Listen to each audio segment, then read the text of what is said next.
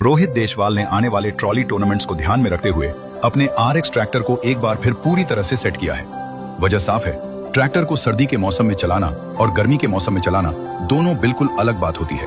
सर्दियों में जब इंजन ज्यादा गर्म होता है तो वो तापमान आसानी से कंट्रोल हो जाता है, लेकिन वही तापमान अगर गर्मी वाले मौसम में पैदा हो तो उसे संभालना बेहद मुश्किल हो जाता है।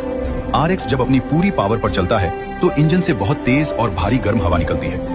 उस गर्मी को सहन करना और मैनेज करना ही सबसे बड़ी चुनौती बन जाता है। इंजन के अंदर जाने वाली हवा वाले मैनिफोल्ड पर तो उतना दबाव नहीं पड़ता, लेकिन जो एग्जॉस्ट मैनिफोल्ड होता है वो लगातार हाई टेम्परेचर की वजह से कमजोर पड़ने लगता है और कई बार फट भी जाता है। और हमने देखा है यही समस्या पहले भी सामने आ चुकी है। इसी वजह से रोहित देशवाल ने इस बार RX में बड़े बदलाव किए हैं। इस बार टर्बो पहले से बड़ी लगाई है। जब टर्बो बड़ी लगाई है तो बहुत कुछ चीजें भी बदलनी पड़ेगी। इंजन की गर्मी को कंट्रोल करने के लिए बड़ा कूलर पंखा लगाया गया है।